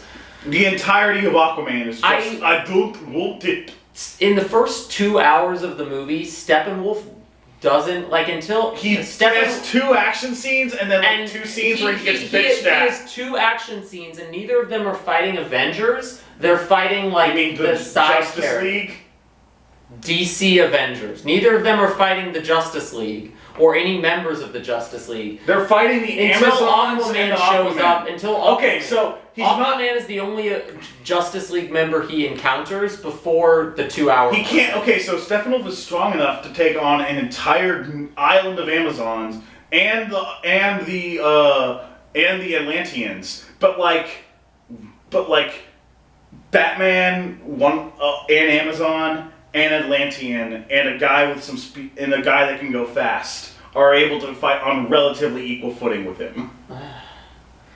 I mean, not really, because they lose their first fight with him, and then they realize they need Superman, which will just give them. They go they find out that Steppenwolf is kidnapping people to find out where the third mother box is. Oh right. Because the Atlanteans. The parademon thing. The parademon. That's the parademon. 3 times. So a parademon kills somebody. A parademon kidnaps somebody in Silas Stone's lab. A stupid sketch artist draws their description of them in a way that looks vaguely like a Batman.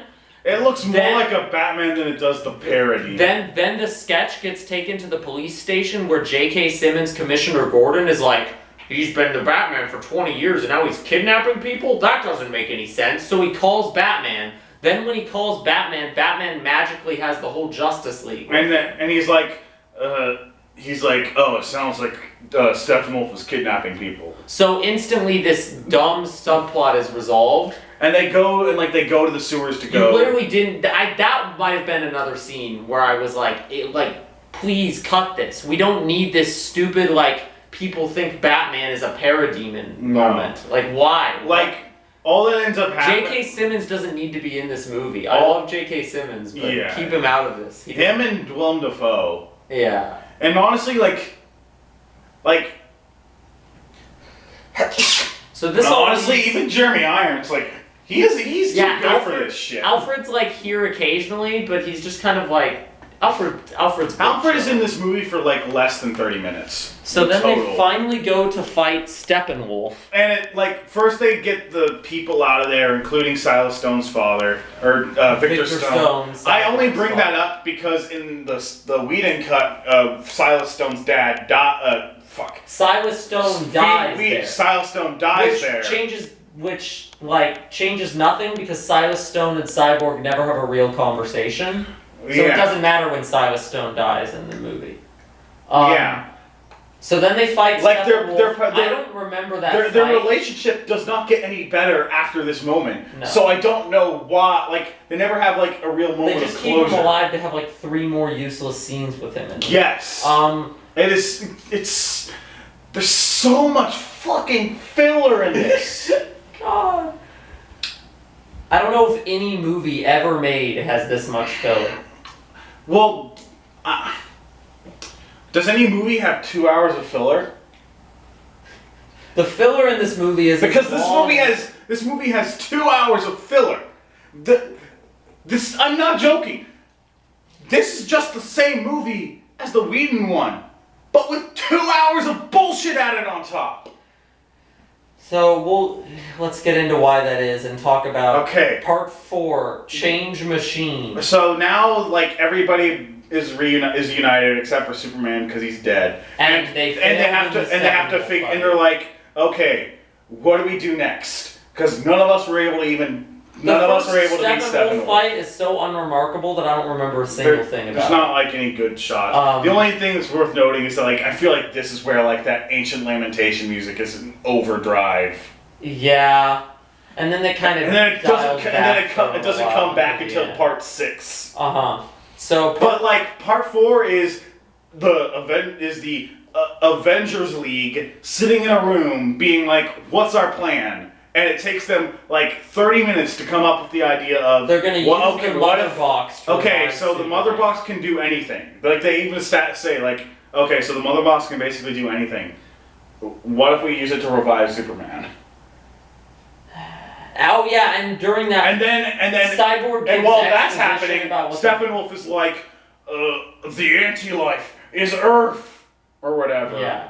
Don't forget, there's also a moment where Aquaman accuses Cyborg of working with the enemy, even though Cyborg is literally the one who has the 3rd mother box, and if he was working for the enemy, he would just fucking give it to the villains. We forgot to mention that did we mention that the 3rd mother box is literally just buried in the ground? He buried it in the, like 5 feet. Yeah, in max. Like a graveyard. And somehow the bad guys can't find it. The other 2 mother boxes were hidden in temples guarded by, like, the fiercest warriors that the Atlanteans and the Amazons have.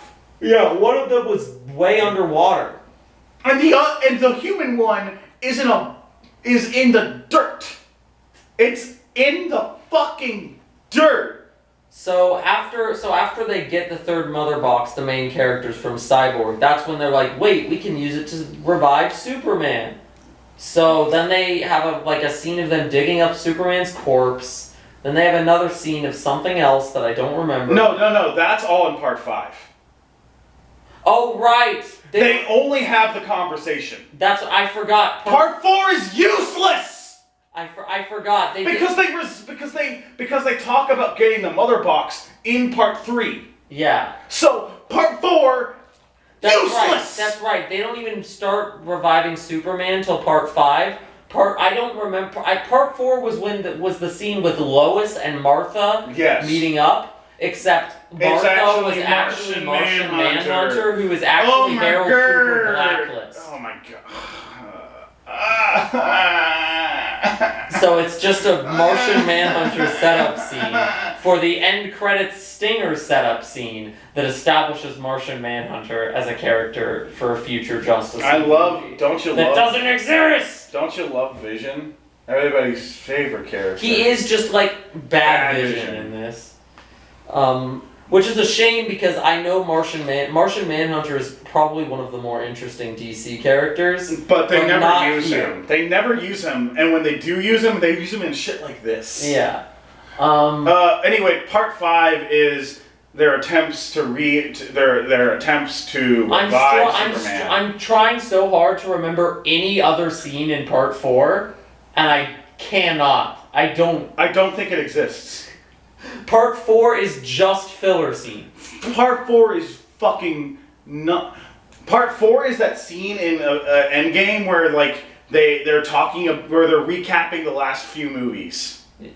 God, you're right. But stretch that out for 30 minutes. Even in this like description of the plot, I don't understand.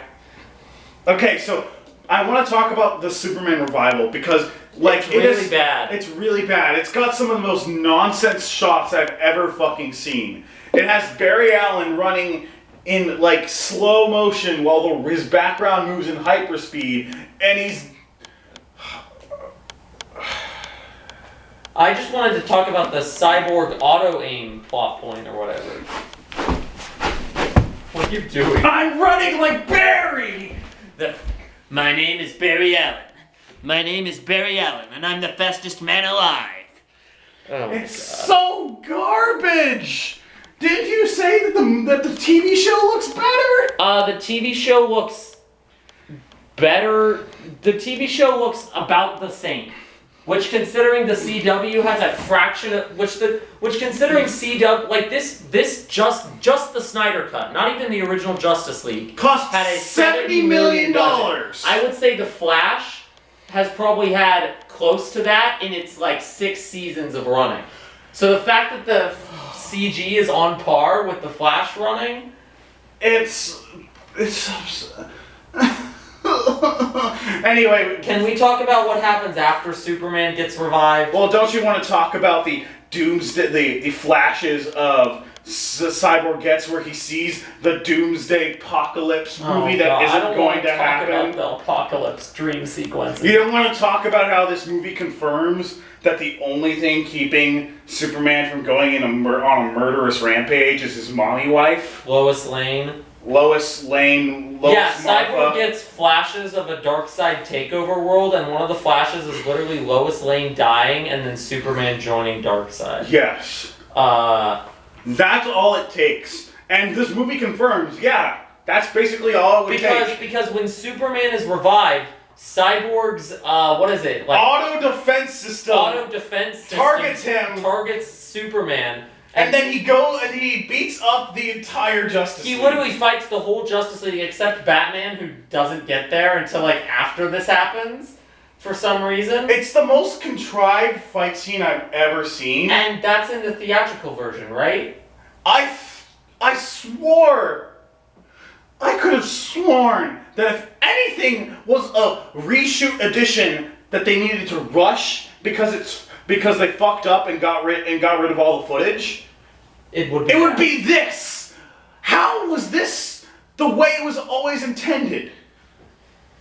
And when he was ranting about this at this point in the movie, this is when I realized that the Snyder Cut Part 5 onward, this scene onward, is basically the same movie, just the first and second acts. Because I'd say this is like kind of where the third act starts. After this fight is pretty much definitively the third act. So pretty much everything before, it's just Justice League from 2017, but the first 2 acts are 3 hours long because they're filled with nonsense filler scenes. Exactly.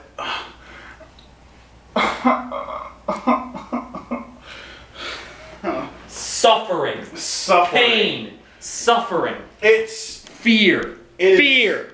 It's so bad. I don't even know where to begin. It's just so bad. So Superman attacks them because Cyborg attacked him, and they're all like, "Oh, but then his mommy wife shows up." It's only when Lois Lane shows up and he's like, "Oh, I remember who I am now, and I'm not a mindless killing machine anymore." So then she takes him to the Kent farm, which there's this whole subplot about them they're gonna lose the farm. It's resolved in like literally a single It's sentence. resolved by like Batman paying for the farm, right? Yes. Which didn't they also establish at the end of BVS that somebody paid for the farm and that somebody we thought was Batman? I think so. I don't know. Zack Snyder forgot that he already included that scene in BVS and put it in Justice League again. It's not.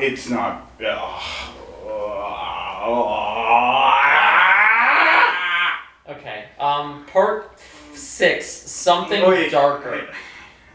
I think is there one more? I can't remember if there's one more thing to talk. Oh wait, Silas dies and it's stupid. Oh right, he self-sacrifices to save them from Steppenwolf? ? But no, that's what I was going to talk about.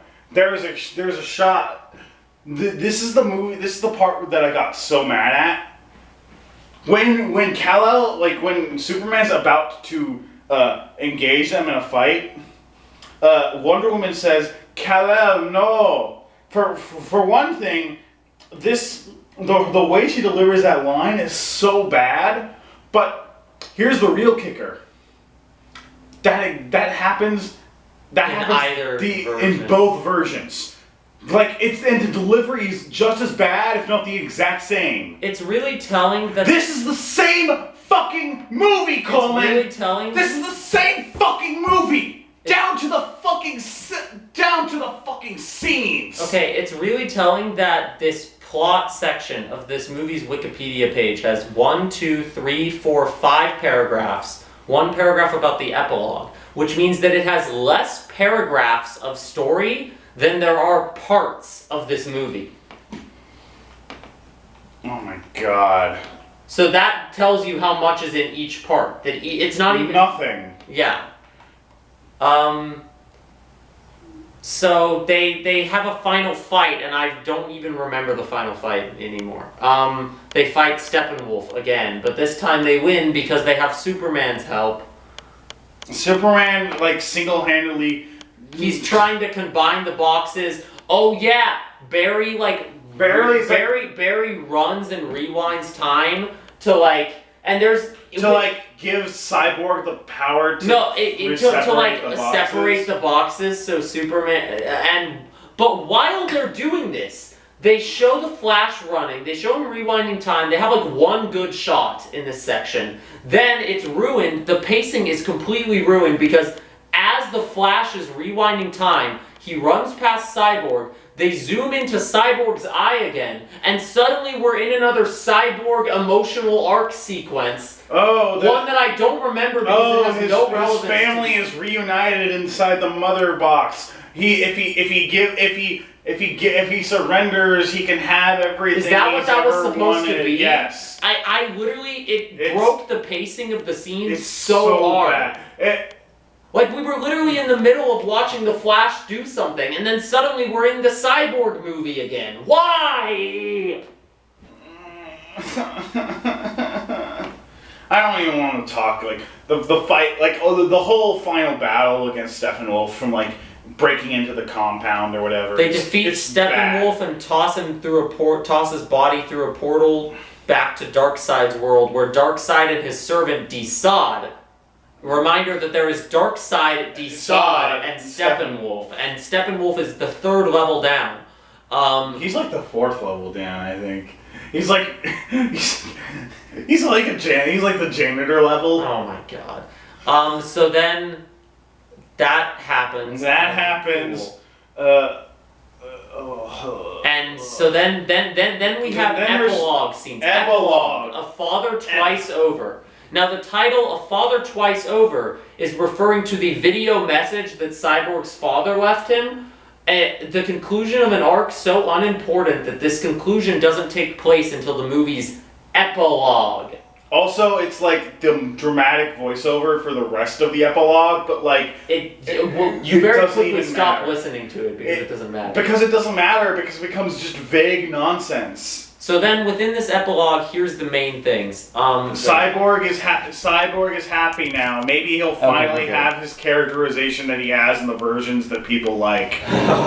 So in this epilogue, we have now this is where things get stupid, fucky. And they've already been stupid. So when I say they get stupid, they're getting stupider. Oh my god, this part of the movie was like funny bad. I wish the rest of the movie was funny bad. So first we have bald Lex Luthor, who has escaped from Arkham Asylum. And it's like, oh, you're back again. But now I actually want to see you because the rest of this movie is so boring that, like, you're more enjoyable by comparison. It's so bad. He has brought Slade Wilson to him. I feel like there was another epilogue scene before this, but I don't even remember it, and it's not mentioned on this Wikipedia page, so I... Oh, wait, no, wait, there's like we're gonna... Oh, wait, we forgot to mention the bad flirtation that's happening between Batman and Wonder Woman. I mean, I get... Yeah, they're sort of... It's bad! I don't like Remember when we said they awkwardly flirt at the beginning of Batman v Superman? That keeps happening. It gets worse. That keeps happening. They awkwardly, like, reach for the same things. I was looking at my phone when that shot played, and you were like... They flirtatiously, like, bump into each other. It's so Joss Whedon-y that I'm surprised Joss Whedon didn't keep it. Or did he? I don't think so. Well, but Joss Whedon did put in that shot of Barry Allen going face first into Wonder Woman's chest. So, we all know who the real man behind the slaughter is. Oh, God. Can we just get rid of both of them? Perfectly balanced. As all things should be. Batman buys the ranch. Batman buys the farm.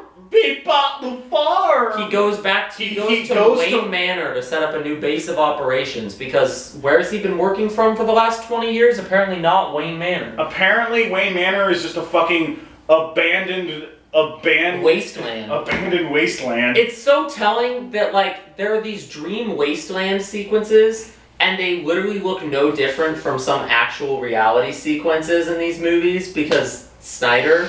Yeah. The only difference is that there's color in the wasteland sequences. Yeah, they use And by color I mean a color. Piss brown. So speaking of piss brown, after this scene with Lex Luthor and Slade Wilson, aka Deathstroke, who Lex Luthor sends to kill Bruce Wayne. Revealing to him that Batman is Bruce Wayne, by the way, because secret identities exist, but also they don't. Oh boy. We cut to another and the most chaotic of all post-apocalyptic dream sequences. It's like it goes on for 20 minutes. In which I don't know if it's the full 20 minutes, but it's at least 10. I've checked it. When I first watched, I checked. There was a 20-minute. There was 20 minutes left of the movie, and like 20 minutes, you get so used to how long-winded this movie is that 20 minutes starts to feel like nothing after a while. So Batman, it's Batman in the bad coat. Batman in his stupid coat again, with a new Cyborg in a dumb like sheet. There is so much to unpack here. So instead of Aquaman, we have Mera, and she says, I'll never forgive them for what they did to Arthur. So Aquaman is dead in this distant future vision. He gets stabbed by Darkseid in like one of the nightmare dreams. Flash is in a completely different costume, and I'm not even sure if it's the same actor. He's wearing his normal costume underneath his other costume. Like an Iron Man suit. Basically. Yes. They make Batman into Iron Man. They also make Cyborg into Iron Man. They make a lot of characters into Iron Man. Cyborg is the only character in this future scenario. Oh, so we have Cyborg, Barry, Mera, Deathstroke, who in the last scene was a villain, but is now in this future vision working with Batman. And the best one of all, I'm the Joker, baby! Jared Leto Joker. I'm the Jared Leto Joker, baby! And so he has Batman, I'm back. And Zack Snyder realized that we never got to have a conversation in this cinematic universe. So he added this terrible fanfiction scene for us to be in. Who else? Aren't you excited, Batman? Who else is gonna give you a reach around? They cut the bit where he says we live in a society. No, wait, it's worse than that. It's like... My laugh is better than real, actual my real laugh. My real, non-attempting to sound like the Joker normal laugh is better, is 1,000 times better than Jared Leto's bullshit fucking attempted Joker So if laugh. you're wondering where all the Joker stuff from this movie is, it's all here. At the very end. It's all here. So late in the movie that I was thinking that maybe they just cut all of it. And they did cut some of it. They cut the We Live in a Society line, gone. Which is almost kind of a shame, because like if you're gonna make a scene, it is an absolute shame. If you're gonna make a scene this unabashedly stupid and fanfiction-y, you might as well just keep in him saying we live in a society. It's not only is it fanfiction, it's bad fanfiction. It's fanfiction between Jared Leto Joker and Batfleck. The worst Batman and the worst Joker having the worst conversation I've ever heard, while I've never seen a Batman and a Joker have less chemistry. Where Batman says, "When I held Harley Quinn dying in my arms, she said to me, She said to kill you. And make no mistake, I will fucking kill you." They just wanted Batman to say fuck. I will fucking kill you. She made me promise to do it slowly. Literally having Batman, who doesn't kill, having Batman promise to kill the Joker slowly for Harley Quinn, who is now dead. Like, who else is... Of course, because who else is going to give him a reach around? Wait, Lois is dead too, because of course she is, because this scene ends with evil Superman coming to fight them, and then Batman wakes up. Bring up the dropped subplot where Lois Lane's kid was going to be Bruce Wayne's kid. There's apparently some dropped subplot that was going to be spread into future of these movies, where Lois Lane and Batman form a relationship while Superman is dead, and then, like, Lois Lane is pregnant with Batman's kid. The only allusion to this in this movie is there's a pregnancy test in her bedroom drawer at one point. Yeah. There's no, like, her and Batman don't really interact. No! So clearly this they're only in 2 scenes together. I like the implication that this subplot is so stupid that even Zack Snyder, who doesn't edit his movies, dropped it. Even he was like, this is dumb. But he kept in the Joker saying, who else will give you a reach around? Who else is gonna give you a reach around? He kept in Batman promising that he will fucking kill the Make Joker no mistake, I will fuck... No, make no mistake, I will fucking kill you.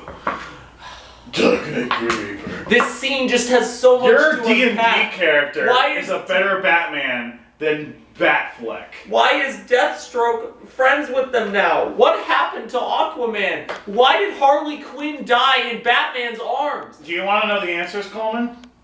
It's nonsense. Fuck you, that's the answer. Nonsense. It's all cape shit nonsense. This is cape shit. It's all nonsense. This whole movie is 4 hours of cape shit. Fear. It's exorcism time. It's exorcism time. I'm gonna go get my copy of Suicide also Squad. Martian Manhunter shows up at the end and says, Who gives a I'm shit? gonna be in the next movie that doesn't exist. I'm the Joker, baby. He shows up and he's like, I'm the Joker, baby. I'm the Joker, baby. This is one of the most excruciating experiences we've ever gone through on the Fear podcast. It is indeed, it is. What are we at? What time are we at? Well, probably like, I don't know, I think we're in the 2 hour something range at this point. With all the different recordings we've done. Pretend that this is Justice League. Well, it's close enough. Justice League. Snyder Cut. The Snyder Cut. You unspeakable, wretched pile of garbage. Cape shit. You pile of cape shit trash. You wasted 4 hours of our time that we could have spent watching literally anything else. You are gross. You are disgusting. You are vile. The lightsaber's dying. You are You are wretched. You are misogynistic. You are stinky, poo-poo, and also You're sus. stinky, poo-poo, sus. I kept saying... I kept saying Sussus Amogus in the Steppenwolf voice. Sus it, we must find the sus box. When the Darkseid is sus.